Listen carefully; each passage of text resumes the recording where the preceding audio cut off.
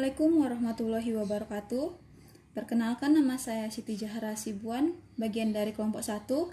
Di sini saya akan menjelaskan hasil diskusi kami yang berjudul Aktualisasi Peran Mahasiswa sebagai Agent of Change di masa pandemi COVID-19. Sebagaimana kita ketahui, arti dari aktualisasi diri adalah keinginan seorang untuk menggunakan semua kemampuan dirinya untuk mencapai apapun yang mereka mau dan yang bisa mereka lakukan. Dan adapun mahasiswa sebagai agent of change sesuai dengan artinya adalah agen perubahan. Maksudnya di sini kita sebagai mahasiswa juga berperan sebagai agen perubahan untuk masyarakat, di mana seorang mahasiswa diharapkan dapat berperan nyata dan membawa perubahan dalam kehidupan bermasyarakat ke arah yang lebih baik. Selanjutnya, selain memiliki fungsi sebagai agent of change, mahasiswa juga memiliki fungsi sebagai moral force dan kontrol sosial, di mana ini menjadi hal yang terpenting yang dibutuhkan saat ini sebagai pemicu terjadinya sebuah perubahan kebiasaan untuk kaum pemuda sendiri maupun kaum lainnya, seperti kalangan anak-anak dan orang tua. Mahasiswa sebagai moral force adalah, sebagai mahasiswa, kita berperan sebagai kekuatan moral. Kita sebagai mahasiswa harus memiliki acuan dasar dalam berperilaku. Di sini kita dituntut untuk menunjukkan keintelektualan kita dalam berperilaku moral dalam bermasyarakat. Mahasiswa sebagai social control adalah kita mahasiswa. Sebagai mahasiswa kita harus berperan sebagai pengontrol kehidupan sosial. Dalam hal ini kita bisa mengontrol kehidupan masyarakat dengan cara kita sebagai mahasiswa bisa menjadi jembatan antara masyarakat dengan pemerintah, menyampaikan aspirasi yang telah dikeluarkan oleh masyarakat kepada pemerintah, dan mahasiswa juga bisa berperan sebagai penggerak yang mengkritisi kebutuhan politik ketika ada kebijakan yang diberikan oleh pemerintah yang tidak baik atau tidak bijak bagi masyarakat. Sekianlah penjelasan dari saya, kurang lebihnya saya ucapkan terima kasih. Baiklah, di sini saya akan melanjutkan presentasi yang teman saya lanjutkan sebelumnya. Izinkan saya memperkenalkan diri saya. Nama saya Ade Aulia dari kelas 20T02.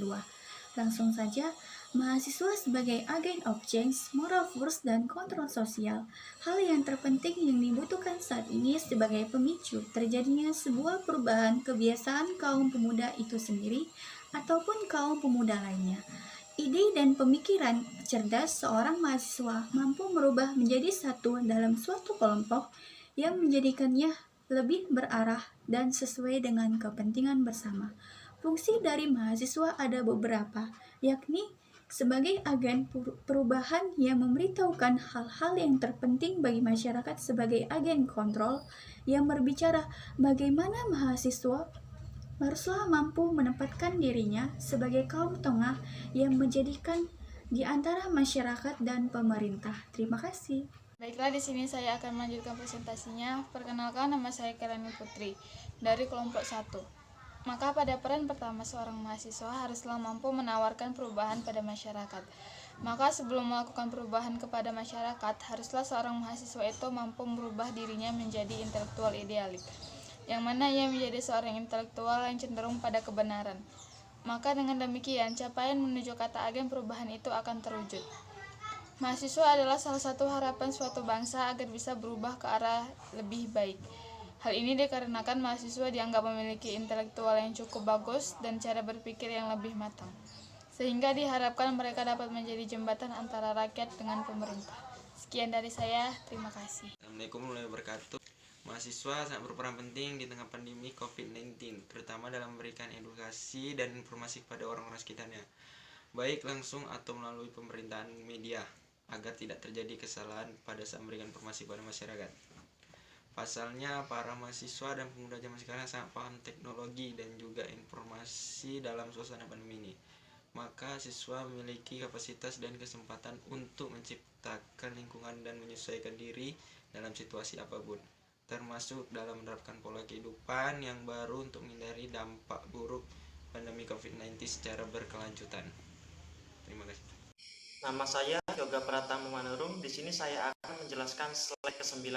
Sebagai mahasiswa, kita harus menyuarakan pola hidup bersih dan sehat dalam mengatasi penyebaran virus COVID-19 yang sesuai dengan anjuran pemerintah. Disinilah peran mahasiswa, karena kesehatan sangat dibutuhkan untuk membuktikan wawasan masyarakat bahwa menjaga kesehatan diri dengan melakukan pola hidup bersih dan sehat ini sangat penting. Contohnya, cuci tangan dengan sabun dan jangan lupa untuk selalu memakai masker jika keluar rumah. Sekian dari saya dan saya ucapkan terima kasih. Perkenalkan, nama saya Dimas Eka Adriansyah. Di sini saya akan menjelaskan tentang slide 10 dan 11. Di situ ada keterangan apa virus COVID-19 itu sendiri. Ya, pada awal Januari 2020, Cina mencatat ada 600 kasus dan 17 orang tewas di Cina, Wuhan. Virus corona ditemukan pertama kali di Wuhan, Cina, dan menyebar ke Hong Kong dan Macau, dan viral pada Januari 2020. Virus ini sama seperti SARS, menyerang pernapasan, yaitu paru-paru. Orang yang mengidap virus ini akan mengalami sesak nafas, kelelahan, dan demam. Kita dapat mencegah penularan COVID-19 ini dengan melakukan pola hidup yang bersih, seperti perbanyak asupan makanan bergizi, cukupi kebutuhan air putih, cuci tangan dengan rutin, bersihkan permukaan benda dengan disinfektan, olahraga rutin, bantu dengan multivitamin, dan cukupi kebutuhan air putih. Terima kasih. Perkenalkan, nama saya Anjus Kurning, NIM 2001053. Saya dari kelas 20T02 Teknik Informatika sesi siang. Di sini saya akan menjelaskan apa saja yang harus dibawa ketika bepergian keluar rumah saat pandemi COVID-19. Yang pertama, kita diwajibkan harus membawa masker. Menggunakan masker adalah salah satu cara untuk mencegah penularan COVID-19. Yang kedua, kita diharuskan membawa hand sanitizer. Memakai hand sanitizer dapat membunuh kuman atau bakteri yang menempel di tangan. Yang ketiga, membawa tisu basah yang berfungsi dapat membunuh bakteri. Yang keempat, membawa perlengkapan makan sendiri. Yang kelima, membawa perlengkapan ibadah sendiri. Yang keenam, selalu sediakan vitamin C. Baiklah, di sini sebelumnya saya akan menjelaskan tentang adaptasi kebiasaan baru atau new normal. Di sini juga saya akan memperkenalkan diri saya. Nama saya Galuh Kawijaya.